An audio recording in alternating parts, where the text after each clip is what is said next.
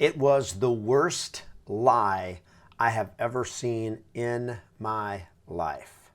While the masses spend their days dominated by doubt, distraction, and dead ends, the masters go through their day on fire. My friend, welcome to the Fire Zone.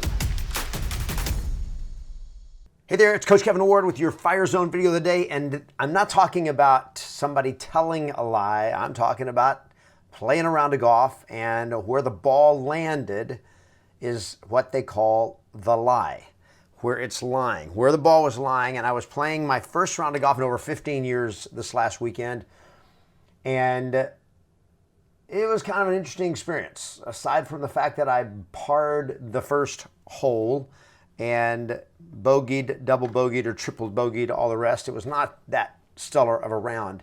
But on one of the particular holes, I hit a shot that went right at the sand trap, but it went over the sand trap and kind of hit, and then it started rolling back down toward the sand trap, and it got stuck in the long grass. It was about 6 inches long, right above the lip of the sand trap. Now, I took a little quick video of it, but it really doesn't do justice.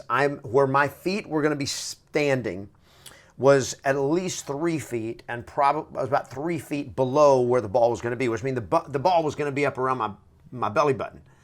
And I've got to hit it out of the grass onto the fairway, and there's an 8-foot lip on that bunker and a hill right in front of me. So it's like, how in the world am I going to get it over this thing? It was like, for somebody who hadn't played golf in 15 years, I'm like, this is the dilemma of dilemmas. How do I get it out? What do you do when you are playing an unplayable lie? When you are facing the unfixable problem, the unsolvable problem?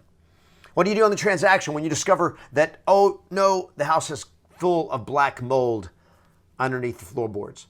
Or you find out there's a growing room in the attic where, let's just say, illegal drug plants had been being grown when I took this listing.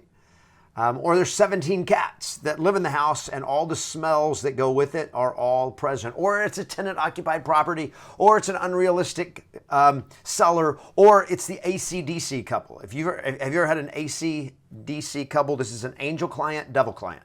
It's the couple that one of them's an angel and the other one's the devil.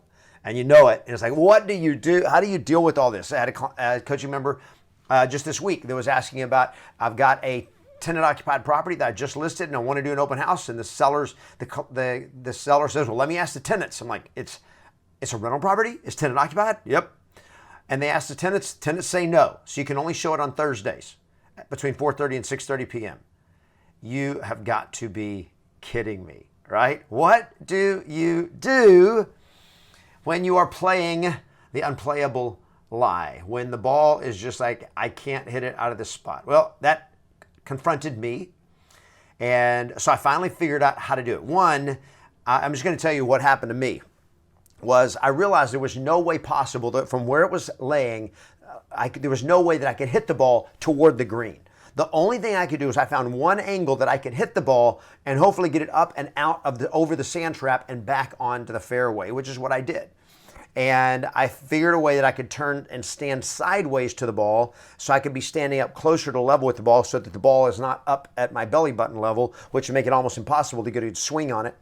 And I had to punch at the ball because I couldn't get a stroke because I was having to stand sideways to the ball. Anyway, bottom line was I figured it out, and in one shot I got back on the fairway, and I ended up bogeying the hole when I just thought I was absolutely screwed. So how does this relate to the unplayable situations that you get into in your real estate business, the unsolvable problems? So 4 principles. Number 1, stay out of the rough.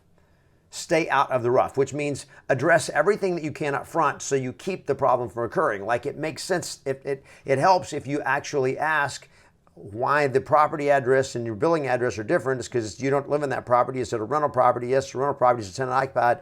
I need to see it. And you know the problem, so you have a conversation with the seller up front about how they need to prepare the tenant to be cooperative so that you can sell the house. Okay, that's fix the problem before it starts. Stay out of the rough, stay on the fairway. Okay, number 2, don't let one bad lie or one bad shot blow up your entire game. And I see this happen. I've got one coaching conversation I was having. This guy was like, one difficult deal, and he's like, that's the reason I haven't done this, and this, and this, is because I'm like, what, did you spend 12 or 14 hours a day for the last 2 months on this one bad deal? Well, no. Well, of course not. But you allowed one tough deal to blow up like it was your entire business.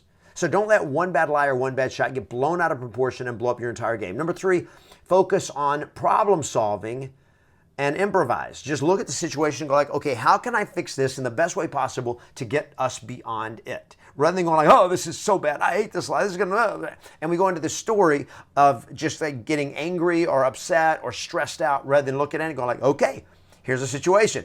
My lie is here. How do I get this ball out of this situation? Okay, now obviously the more skill that you have, the more practice that you put in, the more experience that you have, the better you're going to be at improvising. But this is one of the fastest and best ways to learn to improve your game, is you get in those difficult situations and you look at it, you get some mentoring, you talk to your coach, you talk to another agent, you figure it out, and you take action and you solve the problem. Are you going to whiff a few? Probably so. Are you going to make a few mistakes? Absolutely. What do? Learn and improvise and win. Don't let the uncooperative client, don't let the unrealistic client or the unpredictable tenant or the uncooperative tenant, don't let them blow up your game. Where in your business right now are you allowing a problem to stop you? Improvise it and solve it. Go. You've been listening to another Yes Masters Fire Zone video, a story or a strategy designed to help you go into the day with the fire, to stay focused and productive and to get more done every day.